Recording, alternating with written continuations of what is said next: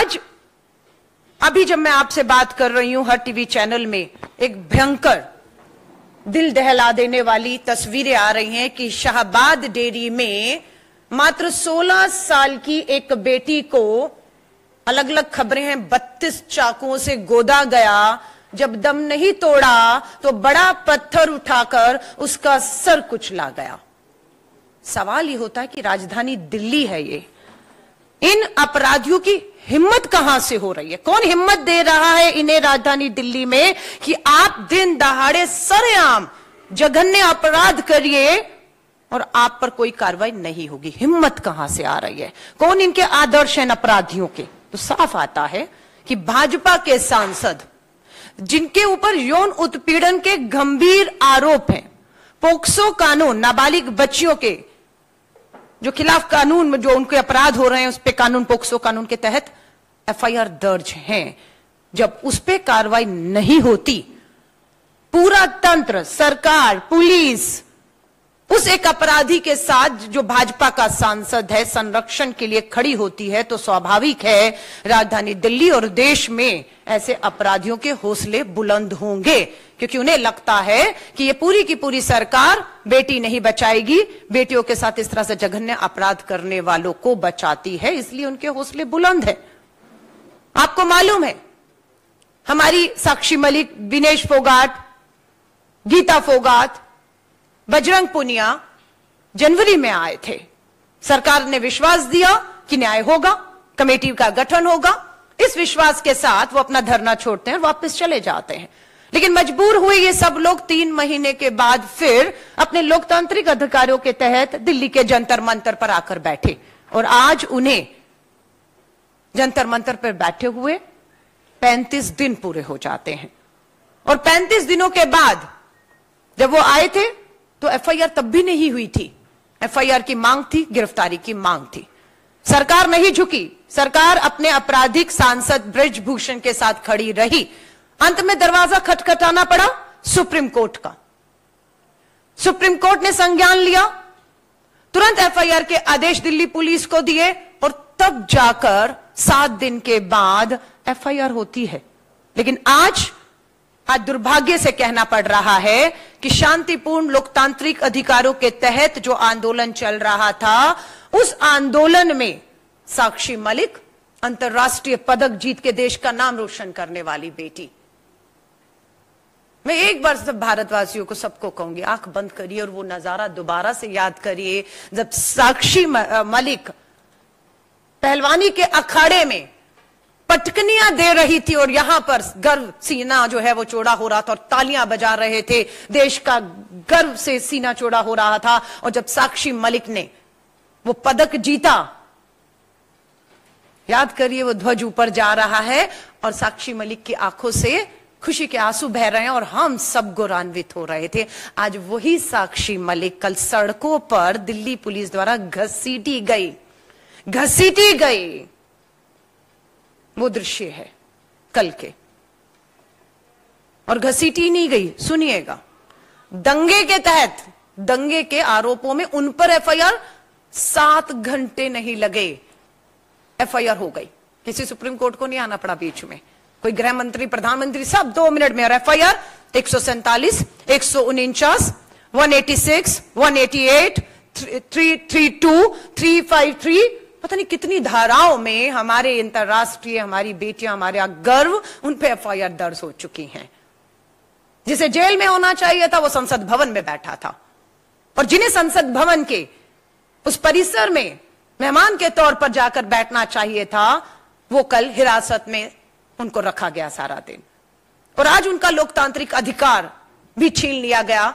वो जंतर मंतर पिछले 35 दिनों से जिस जगह पे बैठे थे, उस जगह पर बैठने का उनका अधिकार लोकतांत्रिक तरीकों से, उस अधिकार को भी छीनने का काम इस देश की तानाशाह सरकार कर रही है। हमने कल वो वीडियो भी देखा कि जब विनेश फोगाट पदक जीत कर आई थी तो प्रधानमंत्री जी ने उन्हें बुलाया था, और वो वीडियो आप सब देख रहे हैं कि विनेश फोगाट को ही नहीं, उसके परिवार तक को बहुत अच्छी तरह जानते हैं, तो प्रधानमंत्री जी कह रहे हैं। और कल एक महिला पत्रकार कुछ ट्वीट करती हैं, प्रधानमंत्री जी तुरंत रीट्वीट करके उस महिला पत्रकार के ट्वीट का जवाब देते हैं। तो हम ये मानने को तैयार नहीं कि कल राजधानी दिल्ली की सड़कों पर जो शर्मनाक हरकत हुई, जिस तरीके से घसीटा गया, व्यवहार किया गया, वो प्रधानमंत्री जी की जानकारी में या नजरों में नहीं आया होगा। तस्वीरों से छेड़छाड़, एक हमारे पूर्व IAS अधिकारी डॉक्टर आस्थाना, लगा ट्वीट फर्जी होगा, पर नहीं, उन्होंने माना ये मैंने ही ट्वीट किया है। और जब बजरंग पुनिया ने कहा कि गोली मार दीजिए, तो ये लिखते हैं कि गोली तो मारेंगे हम, अभी तो घसीट कर लाए हैं, अब गोली मारेंगे। आप देख रहे हैं चल क्या रहा है इस देश में। सब खुली किताब की तरह है।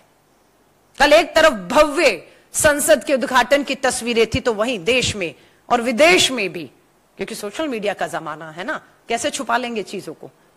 पूरा सोशल मीडिया, जिस तरह से मैंने भी देखा, देश की महिला बाल विकास मंत्री का ट्विटर हैंडल पे जो तस्वीर थी, उसके नीचे पूरी तस्वीरें जो दिल्ली की सड़कों पर कल शर्मसार करने वाली थी, वो दिखाकर उनको आईना दिखाने की कोशिश की गई, लेकिन वो अपने ट्विटर हैंडल को में उनको छुपाने का काम करती रही।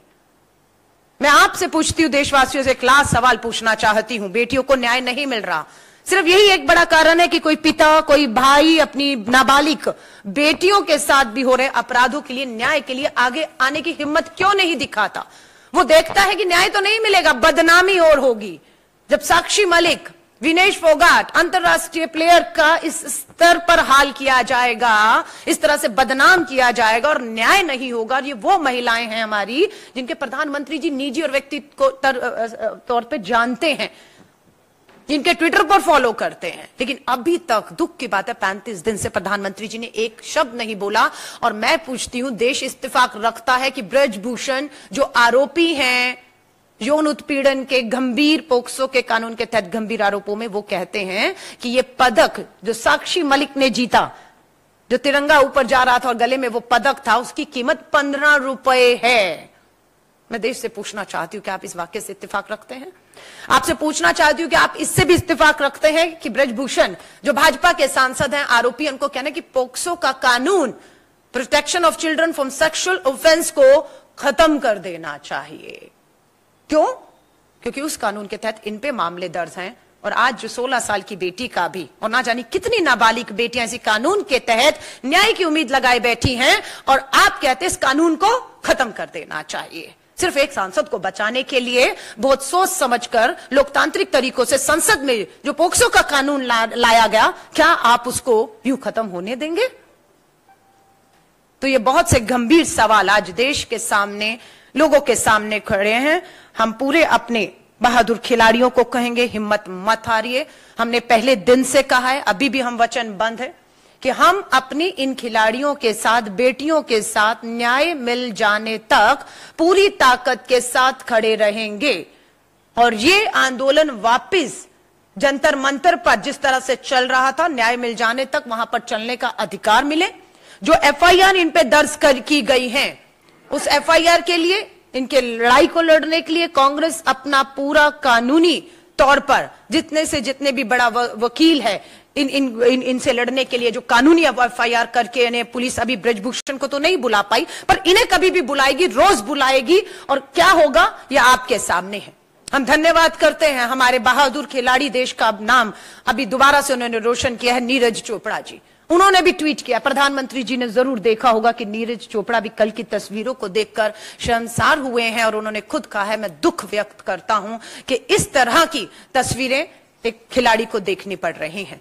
तो मैं आप सभी पत्रकार साथियों से कहूंगी, लोकतंत्र का चौथा स्तंभ है, हमारी बहादुर बेटियां लगातार डटी हुई हैं, सच्चाई और ईमानदारी से प्रधानमंत्री से, देश के गृह मंत्री से न्याय मांग रही हैं कि आप न्याय करिए। और दिल्ली राजधानी के दो दृश्य हैं, कल का एक सुबह का है, दिन भर का, जहां आपने देखा जंतर मंतर पे आंदोलन को कुचला, किस स्तर पर कुचला, किस तरह का व्यवहार हुआ साक्षी मलिक के साथ, और शाम होते होते 16 साल की बेटी का, इसी यहां पर अपराधियों के हौसले बुलंद होते हैं। तो मुझे लगता है ब्रजभूषण का गिरफ्तार होना तुरंत और उस पर कार्रवाई होना बेहद जरूरी है।